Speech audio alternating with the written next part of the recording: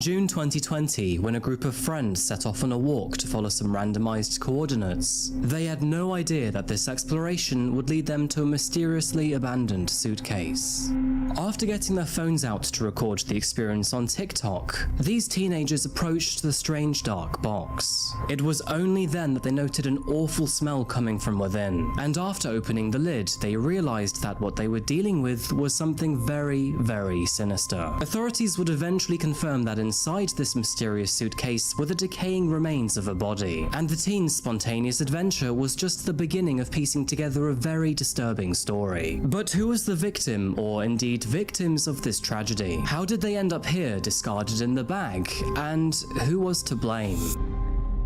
Welcome back to Coffee House Crime, folks. My name is Adrian, and today we're looking at the very disturbing case of the TikTok suitcase murders. Now, you may very well have seen the viral video found within this case. However, do you know the whole story? But before we begin, and just to let you know that I post true crime and strange cases here weekly, so if that is your sort of thing, please consider subscribing to the channel. Right, and now with that said, please grab yourself a coffee, pull up a seat, and get ready for the deep dive. This is the case of the TikTok suitcase murders.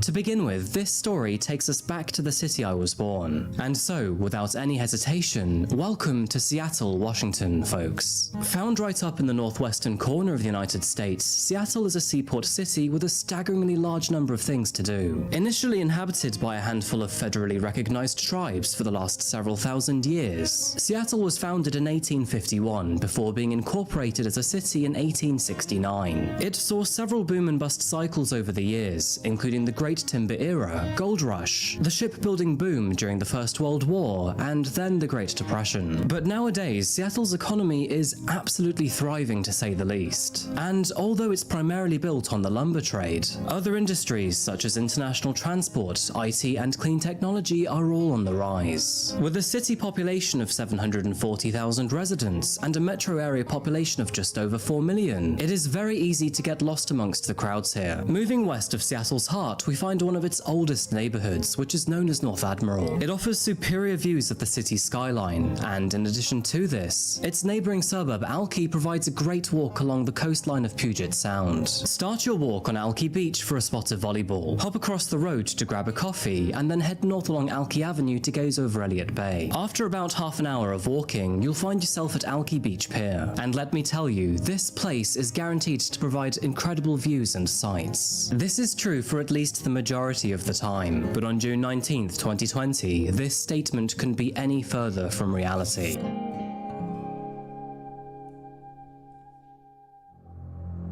On this day, a group of teenagers came across a highly unpleasant sight, and it all began with a game and a few videos on TikTok. During this time, the teens were playing Randonautica, an app available on Android and iPhone which randomly generates coordinates that enables users to explore the local area and report their findings. It's worth mentioning here that the coordinates given are entirely random and possess no logic or premeditated planning. However, the app does have a reputation for leading players to highly disturbing places, and this story unfortunately supports that theory. Randonautica instructed them to go to coordinates 47.59535 north and 122.38738 west. This led them to the eastern side of Alki Beach Pier, and when they arrived, they spotted a suspicious black suitcase lying on the rocks below them. The TikTok video starts innocently enough. The group were mildly surprised to see it down there, and unsurprisingly, as with anyone with a hint of curiosity, they headed down to take a look, even joking that perhaps it might contain money. But the suitcase smelled awful, and as they approached it, the powerful smell became unbearable. And this was when the jovial atmosphere abruptly jolted to one of sinister shock, as upon opening the lid, they realized it was filled with something wrapped in a bin bag. Rather than get themselves involved in something they didn't want to be a part of, the group cleverly decided to call the authorities to check it out. And once they arrived, the place was immediately cordoned off as a crime scene.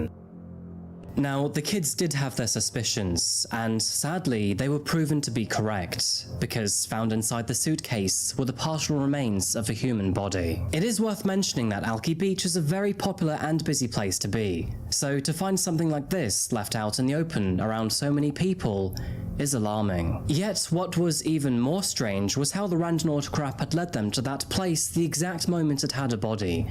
Come to think of it, the chances of that happening truly were astronomical. After cordoning off the crime scene, police officers asked the teenagers and all other members of the public to leave the area. At first, no one knew what they were dealing with, but as the hours passed, they would find several other bags in the area, with most of them being in the water. And furthermore, there was more than just one body. Gruesome investigation tonight along Alki Beach in West Seattle. Police find several bags containing human body parts near the water. KOMO's Joel Moreno live tonight along Alki Avenue. Joel, the discovery has shocked the neighborhood that's often packed with people. Neighbors don't know what to make of this, Preston. They do call it chilling. Police, they had this whole area blocked off for most of the evening, and we watched as officers carried large plastic bags over to a tent where they could process that evidence without crowds of people looking on.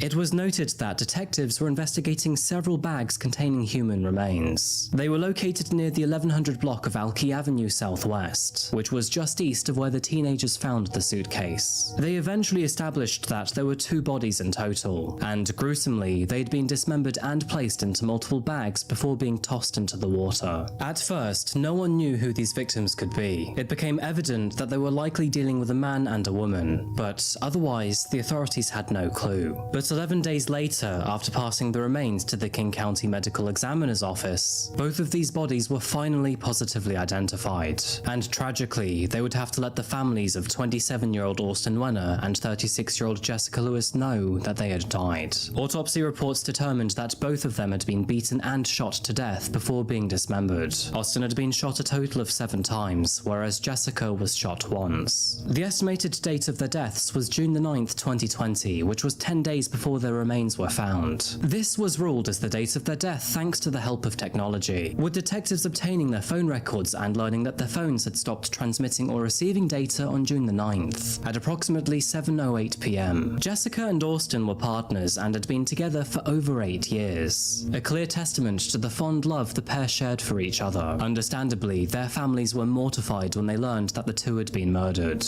and as most of these murder cases go, it was entirely out of the blue. Nobody had a chance to say goodbye, and this revelation would be the toughest for their 4 children. Jessica Lewis was 36 years old at the time of her death, and although her 4 children were from a previous relationship, she was happy with Austin. She was described as a caring person who worked with disabled adults. Jessica was also known to be a ray of sunshine and a very attentive and loving person. Going by the name of Cash Money Online, Austin was born and raised in Kent, Washington, and he attended White River High School, though not much is known about his job. The man was described as someone who had faith, a big heart, and found enjoyment in many things, including the outdoors, country music, campfires, trucks, dogs, Jessica, and his family. And although Austin was 9 years her junior, he stepped up to the plate to look after her 4 children with her. This was in addition to his own child, who was also from a previous relationship about 1 year prior. The two met and fell in love in 2012, and their friends and family all described them as a strong and happy couple that,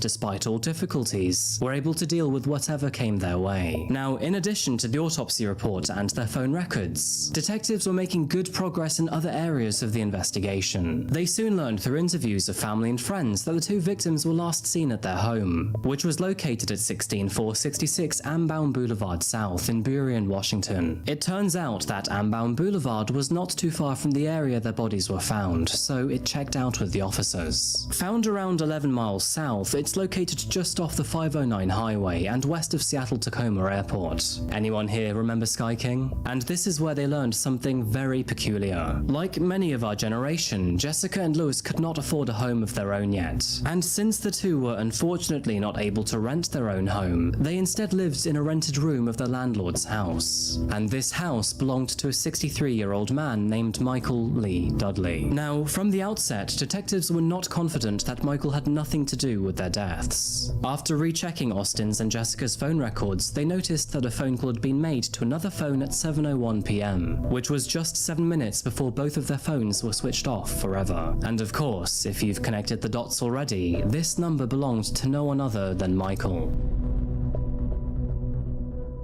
Now, this wasn't the only thing learned during their investigations, because as it turns out, a phone call had been made to 911 the very same night. After hearing a man scream, "Please don't do this, just let me leave," neighbors reportedly heard multiple gunshots coming from inside the Dudley residence. But when officers arrived to inspect the property, all the lights were out and no one appeared to be home. And believe it or not, they left the premises with no further action. However, when one of Michael's new tenants arrived at the property just 1 hour later, not only were the lights back on, but Michael was even there to greet her at the door. Peering into one of the rooms, she recalled seeing the outline of a person under a pile of clothes. The arm appeared to be bloody, and there was no movement coming from him. When she asked him what had happened, Michael responded with, "My gun worked and his didn't. Now please move along, I have a mess to clean up." Now, it's not known why she took so long to tell officers what she discovered. I mean, we all respond to shock in a variety of ways.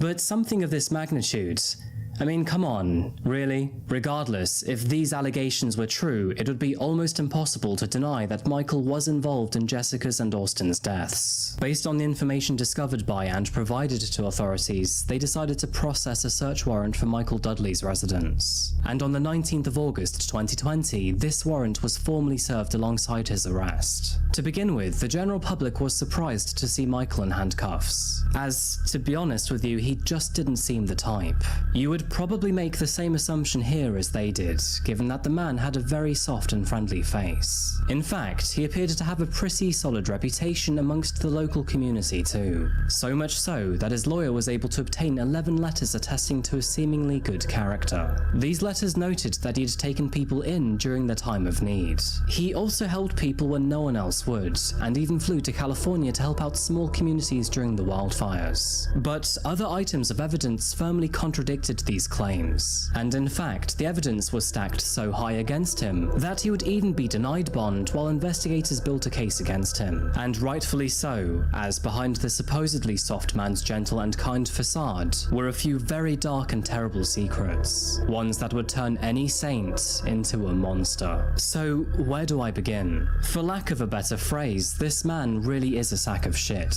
Let's start with the smaller of his list of charges. Michael had a criminal history dating as far back as the 90s. These crimes included grand theft auto, or in other words, stealing cars. But moving forward, he would go into much heavier offences. This included trafficking, possession of drugs, and then even worse. Dating back just 2 years before Austin's and Jessica's deaths, a restraining order was filed against him, and this order was from no one other than his very own daughter. The documents highlighted state that Michael had sexually assaulted her for a period of 9 years, from the age of 10 through to 18. This included being drugged, sexually assaulted, and even forced to share a bed with him. He would even threaten her with a firearm should she tell anyone or step out of line. Michael's daughter went on to say that she never felt safe in her own home, or even in the general public, leaving her with a mountain of psychological trauma. Now, regrettably, the court ultimately denied the order because, quote, "These allegations did not meet the definitions of sexual assault and fall under domestic violence." Now, honestly, it is insane to me to think that such a serious offense was theoretically thrown out the window due to not meeting legal definitions.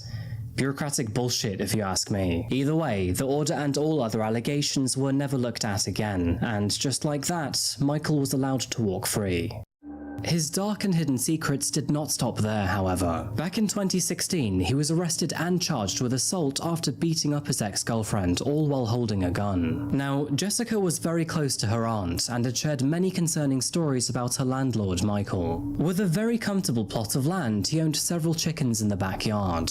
It is alleged that after one of his dogs got to one of his chickens, he beat the dog to death with a hammer. And all of this happened right in front of Jessica and Austin, who watched on in horror. The two seemed to be terrified of the man at times. But in addition to this, they struggled to afford rent, which, by the way, was $1,500 per month. It is thought that this act of aggression from Michael could have been an intimidation tactic to make the couple cough up the cash on time. Apparently, he had even broken into their car on multiple occasions, left trackers on other people's vehicles, and even pointed a gun at an electrician after the two had an argument. Jessica's aunt knew that both of them were in a very tough situation, down on their luck without a strong paycheck, and in the middle of a very scary time with COVID-19 ripping through America. Although letters attested that Michael helped people in need, it seems to me that he was doing quite the opposite. I mean, $1,500 a month for a single room sounds like absolute madness. Others who have had negative experiences with Michael recall him as a man with an affluent family and close ties to California. Not only that, but he told many of them his desire to kill his neighbors and other people. After their deaths, and while Jessica and Austin remained silent, Austin's father went to Michael's home to ask him where they were. That is when Michael told him that they had recently moved out, but of course, Austin's father didn't buy this. To make things worse, he noticed a pile of clothes draping from the garbage bin, and upon further inspection, he recognized some of the clothing to be his son's. He also knew that both Jessica and Austin were struggling with money, so for them to just run away and leave all possessions behind made absolutely no sense at all. Following Michael's arrest, and when crime scene investigators searched the property, they found bullet holes, bullet strikes, spent rounds from a 9mm pistol, and blood in the same room that the woman claimed to see a hand emerging from the pile of clothes. Furthermore, that same room's wall had been painted in the weeks prior, and the smell of bleach emanated from the floor. Through both of these actions, it became evident that much effort had been made to refurbishing it. On the very night of his arrest, he was interviewed by detectives. Michael had claimed that Jessica and Austin had stayed with him during the quarantine period,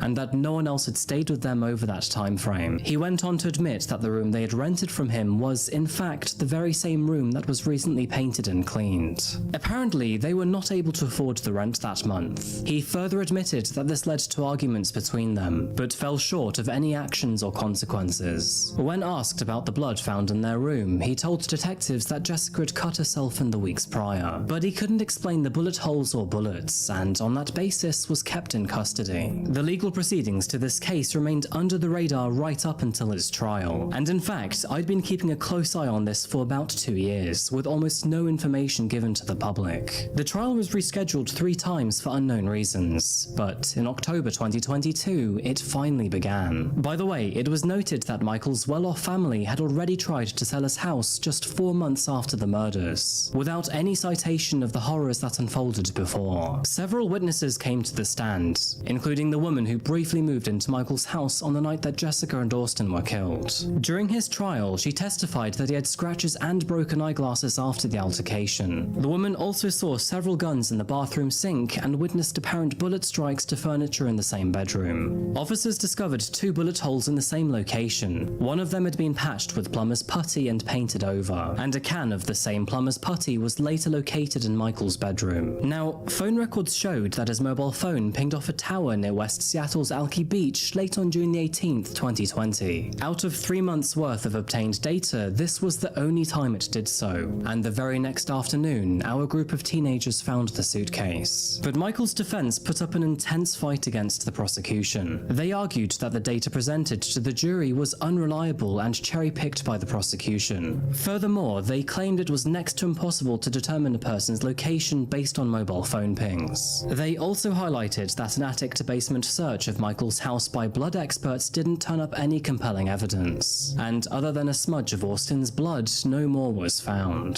To demonstrate this, the defense presented 2.5 2-liter bottles of Diet Coca-Cola, representing 5 liters, which is the average volume of blood found in the human body. Compare that to a teaspoon of blood found by the blood experts, and you've got a very different story. They also highlighted that no blood was found in Michael's vehicle, and that firearms experts also agreed that the 3 bullets found in their bedroom did not go through a human body. But the prosecution maintained a very compelling story, and with the assistance of his criminal history, mobile phone data from Michael, Jessica, and Austin, witnesses and testimonies, and his answers given in his own interrogation, Michael had nowhere to run. The jury would only take 1.5 days to come back with their verdict. And finally, on December the 8th, 2022, after a 2-month-long trial, Michael Lee Dudley was found found guilty on 2 counts of second-degree murder. In addition to this, the jury also concluded that he was armed with a firearm when he killed them, which automatically adds 10 years to his prison term. It was determined that Jessica and Austin were unable to afford their rent for the next month of their tenancy. This resulted in a dispute between the couple and their landlord, sending Michael into a fit of rage. He murdered both of them in cold blood,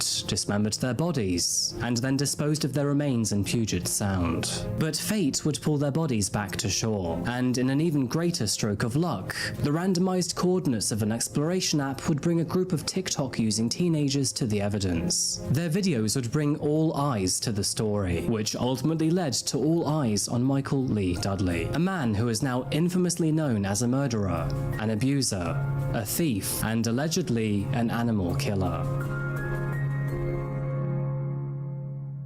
Michael's sentencing is set for March the 10th, 2023, and it is very likely that he will receive a life sentence without the possibility of parole. To be honest with you, for all I care, I hope they chuck him behind bars and throw the key away. But let's face it, with a verdict like this, and at the age of 68, his life is pretty much over. Austin's and Jessica's families welcomed the verdict, and now with Michael behind bars, they hope that they can now move forward with their lives. No doubt they will live on in their memories. Jessica's family remember her as a beautiful ray of sunshine, whereas Austin's family remember him as a man with a big heart. Both of them were struggling to financially keep afloat in a year so troubling and devastating for many of us, and it's a real tragedy that they unknowingly found their way into the home of a violent monster. You know, I'm not one to believe in superstition, but I have to admit it's very weird that a random app with random coordinates led teenagers to a body on the very day it was there. The chances of that happening are extraordinarily low, so you have to ask yourself, was this a stroke of pure luck? Or was something more mysterious at play here? I'll leave that one for you to decide, and as for me, I'm going to wrap this case up here today, folks. Thank you so much for being here for another video today by Coffee House Crime. If you found this case interesting or insightful, then please remember to like the video and subscribe if you haven't yet. And of course, as always, I'd love to hear your thoughts on this case. Remember that life is full of mystery, and every day there is a lesson to be learned. For me, the lesson learned is don't do leg day the day before you stand up for 2 hours and record a video, because quite honestly, I just want to sit down now. For Michael, the lesson learned back in June 2020 was very, very different. Don't dump bodies in Puget Sound, you idiot. In fact, don't kill anybody at all. I think that's probably the main lesson learned here. Anyway, that is all from me today, folks. So again, thank you so much for being here, and as always, I'll be back again very soon for another video. But until we see each other again, please remember to look after yourself, look after each other, and of course, stay safe. Thank you, and goodbye.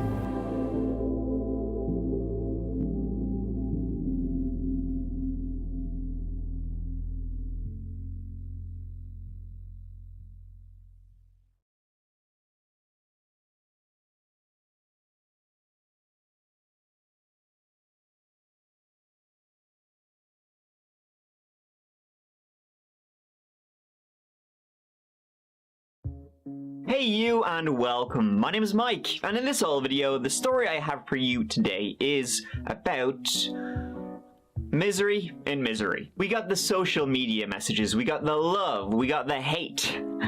That old one, surprisingly, it keeps turning up again and again in my videos. We got disappearances, we got media interviews, we got a state park. Sign me up. In the autumn of 2019, a 23-year-old man walked into a police station to inform the authorities that his wife was missing. He would inform the police of quite a lot, actually. This guy is a real shut up, you know what I mean? He won't stop kind of talking. Unfortunately, though, for him. But maybe he would tell a story about a little old someone who got just what they had coming to, you know, just what they deserved. But kind of brr noise. Unfortunately, as that great line goes, deserves got nothing to do with it. That's the disappearance of Meng Shi Ji. A story that's, well, you know, as we see, more murders are committed for love than for hate. So let's give it a go.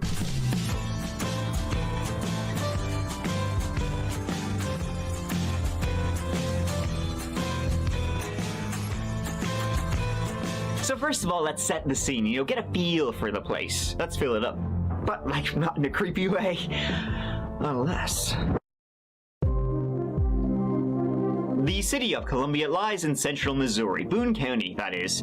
It's home to over 100,000 people and is most well known as being host to the University of Missouri. It's a college town and is described as one of the best places in the state to live. It's great for families and for youngins, you know, looking for the discotheque to boogie, perhaps, maybe. I don't know. What do young kids do these days? They're on TikTok. You got the arts, the culture, the music, the nature. What's not to like? I'm packing my bags already. See you there. So it's home to a shitload, but it was also home to love. When, at a company called Nanova, a boy making dentures and a girl making sure he made the dentures. Okay, stop on that. Stop mentioning the dentures. Love here is quickly dissipating. They locked eyes, they pointed at each other, and they raised eyebrows. The rest, it's history. History I will now tell you about, but first, let me say this. On the 10th of October 2019, Joseph Elledge reported his wife, Mungshi Ji, missing at approximately 5:45 p.m.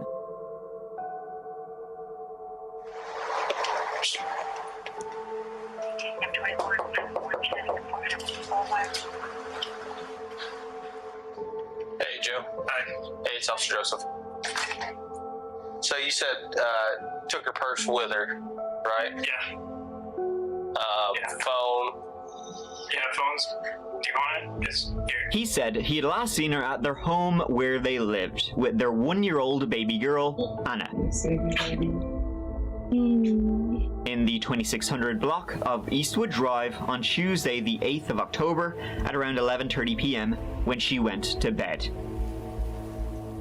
Her phone and her wedding ring were both just left on that table. I can't unlock her phone, it's locked and I don't know the password. When Joseph woke up the following morning at around 5 a.m., that's October the 9th, she was gone. He reported her missing then the following day. 3445, case number 10707, repeating 10707. So I'll enter as a missing person until we hear from her, or can prove that she went somewhere. Obviously, the best thing for her to do would be to call and say, "Hey, this is where I'm at," for everybody, so everybody knows. Yeah. And you guys can try to work out whatever that you need to do. Yeah. But as far as like issues between you and her, is it just? I mean, anything? She just kind of nitpick? Is that kind of the deal, or anything? Yeah. There was no big, large arguments recently. Just disagreements about small things. Yeah.